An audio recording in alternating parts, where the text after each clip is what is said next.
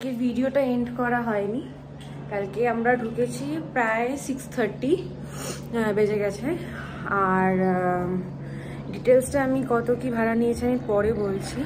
এখন আমরা রেডি হয়ে গেছি, বেরোবো হলো পেহেলগাঁও। এখন বাজে 9টায় বেরোনোর কথা ছিল, যেহেতু বাকিরা সবাই ঢুকেছে ভোর 5টায়, তাই জন্য আই থিঙ্ক একটু লেট হবে। তাও মোটামুটি সবাই রেডি হয়ে গেছে, হয়তো আর ম্যাক্স টু ম্যাক্স আধা ঘন্টা বা 40 মিনিটসের মধ্যে আমরা বেরিয়ে যাব। কি হয়েছে না হয়েছে ডিটেলসটা আমি একটা মানে ছোট কোনো ভিডিওতে অ্যাড করে আমি ওই আগের ভিডিওতে অ্যাড করে দেবো, আপনারা দেখবেন। তো যাই হোক, আজকের জার্নিটা শুরু করা যাক। যাব পেহেলগাঁও। ওখানে অনেকটাই ঠান্ডা, এখানে ওয়েদার ভালো, ঠান্ডাও লাগছে না গরমও লাগছে না। সকালের দিকে ঠান্ডা লাগছিলো, এখন ফ্যান চলছে না, এসি তো দরকারই নেই। তো যাই হোক, আমরা এখন বেরোচ্ছি, দেখা হচ্ছে রাস্তায়। টিফিন করছি মিটারে। এখানে আমরা কাটরা থেকে পেহেলগাঁও রওনা দিয়ে দিয়েছি। আমার সাথে সাথে আপনারা সাইডের সিনগুলো এনজয় করুন। খুবই ভালো লাগছিলো। টেম্পারেচার এখন না, আরেকটু পর থেকে ধীরে ধীরে একটু কমছিল। তো কাটরাতে খুব ঠান্ডা ছিল না, মোটামুটি ওয়েদার ছিল, কিন্তু পেহেলগাঁওতে আমরা -2-3 অবধি পেয়ে গেছিলাম। ইভেন ভোর 5টার দিকে -4ও ছিল। তো বেশ ঠান্ডা ছিল, মানে যেটা এনজয় করতে গেছিলাম সেটা একদম ভরপুর পেয়েছি। এখানে সাইট সিনগুলো দেখতে দেখতে আমার কিছু ইনফরমেশান শেয়ার করার আছে, সেগুলো বলছি, একটু শুনবেন। সেটা বৈষ্ণব দেবীর যেমন আমি কিছু জিনিস বলে দিই। ফার্স্ট 7 কিলোমিটার আপনাদের প্রচণ্ড খাড়া ছিল, তো যাদের একটু পায়ের প্রবলেম বা ব্রিদিং ইস্যু আছে তারা ইনহেলার বা কর্পূর এরকম কিছু ক্যারি করবেন, তো সুবিধা হবে। তো বা ওখানে ঘোড়া ছিল, পালকি মতো ছিল, আর বেবি সিটার যেগুলো হয় না ওগুলোও নিয়ে যাচ্ছিলো, কিন্তু প্রচণ্ড দাম চাইছিল, ভুলভাল দাম চাইছিল। 1 কিলোমিটার নিয়ে যাবো, 2 কিলোমিটার নিয়ে যাবো বেবি সিটার, তো ওরা প্রচণ্ড দাম চাইছিল, 700 টাকা 800 টাকা। যাই হোক, এটা একটা বলে দিই, এটা একটা টানেল ছিল আপনাদের কাটরা টু কী যেন পেহেলগাঁও। এটা প্রায় 11 কিলোমিটার ছিল। তো ঋষিটা যখন আগে গেছিলো তখন এই টানেলগুলো ছিল না, তো অনেকক্ষণ টাইম লাগতো। এখন আমরা মোটামুটি 6 ঘন্টার মধ্যে পৌঁছে গেছি। ওরা যখন গেছিলো ওদের প্রায় কতক্ষণ লেগেছিলো? 11 ঘন্টা নতুন না, 13 ঘন্টা লেগেছিলো। তো এখন ধীরে ধীরে আরও টানেল হচ্ছে, তো আশা করি আরও কম টাইম লাগবে, আমাদের যাতায়াত করতে আরও সুবিধা হবে।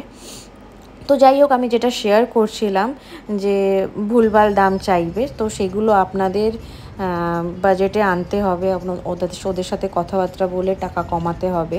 আরেকটা জিনিস যেটা হলো, আমরা ওপরে ভৈরব বাবার মন্দিরে যেতে পারিনি, কারণ আমার আর একটুও এনার্জি ছিল না ফার্স্ট।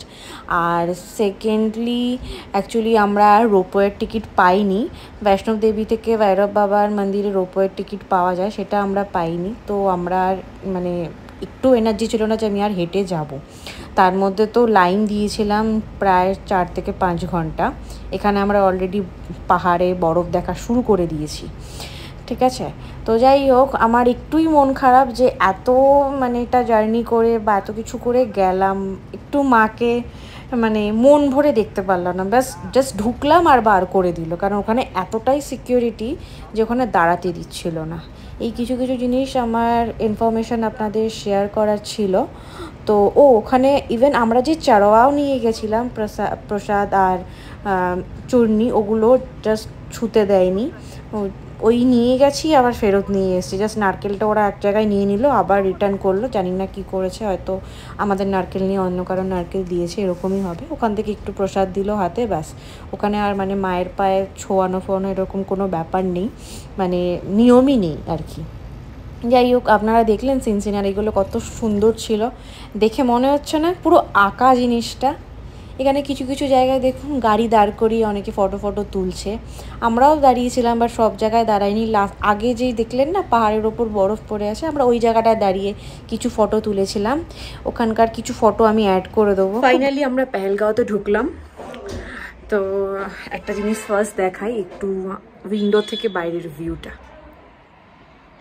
রীতিমতো কলকাতায় 40 ডিগ্রিতে বসে এই ভিউ দেখে মানে -2-3 এই ভিউ দেখে আমার রীতিমতো লোভ হচ্ছে ওখানে যাওয়ার। এর নিচের রুমটাতে আছে, আমরা উপরেরটাতে আছি। আমরা এখন ঢুকলাম প্রায় 6:30। আজকে তাও ঠিকঠাক টাইমে আছি, 6টায় টাইম দিয়েছিল, 6:30টার মধ্যে ঢুকে গেছি, মানে ইভেন 6:20 মধ্যে আমরা ঢুকে গেছি। ভালোই হয়েছে, হোটেলও ভালো, রুম ভালো। এখানের এখন টেম্পারেচার হলো 14 কি 15, হ্যাঁ 14। রাতে আরেকটু কমবে হয়তো, ঠান্ডা লাগছে। হ্যাঁ, সোয়েটার ফোয়েটার সব বার করা আছে, এখনও পরিনি কারণ গাড়িতে সব কিছু বন্ধ ফন্ধ ছিল বলে অতটা লাগেনি। আমরা ঠান্ডাটাকে এনজয় করতে করতে আসছিলাম। এখন একটু ফ্রেশ হব, ধুলো বালিতে পুরো মেখে গেছি কারণ রাস্তায় প্রচুর ধুলো ছিল। এখানে সন্ধেবেলা মায়ের রুমে বসে সব মানে আমরা টিফিন করছি আর গল্প করছি, ইয়ার্কি মারছি। খুব ভালো টাইম কেটেছিল ওখানে সবার সাথে একসাথে। রীতিমতো অনেকে এখানে ক্লান্ত, কারণ অনেকটা জার্নি হচ্ছে, বার্থডে জার্নি চলছে সবার, এখান থেকে ওখানে ওখান থেকে এখানে, তো একটু ক্লান্ত হওয়াটা স্বাভাবিক। কিন্তু শপিং করার নাম শুনে আমরা কেউ ক্লান্ত হই না। এখনই বলে আমাদের শপিং করতে যাবে, সব উঠে যাবে। পেহেলগাঁও মার্কেটে এসেছিলাম, যখন বেরিয়েছিলাম 4 ডিগ্রি ছিল, 4, এখন 2 হয়ে গেছে। প্রচণ্ড ঠান্ডা লাগছে। হোটেলের কাছেই মার্কেট, লাইট ঠিকঠাক আসছে না, প্রচণ্ড অন্ধকার আসছে। যাই হোক, এখন আর ফোনটা ধরার জন্য হাত বাইরে রাখতে পারছি না, খুব ঠান্ডা লাগছে। তো রুমে গিয়ে আবার কথা বলছি। ডিনার কমপ্লিট, ফ্রেশ হয়ে গেছি, উলেনের ড্রেস পরে নিয়েছি কারণ এখন কত চলছে ডিগ্রি? হ্যাঁ গো, দেখতে হবে, এক সেকেন্ড, -1। এখন বাজে হলো 12টা, 12:30। ফ্রেশ হয়ে গেছি, গরম জামা পরে নিয়েছি, রুম হিটার চালু হয়ে গেছে। তো আজকের ব্লগটা এখানে এন্ড করছি। কালকে যেখানে যাব তার নতুন ভিডিও আসবে, তো stay tune for that. Good night.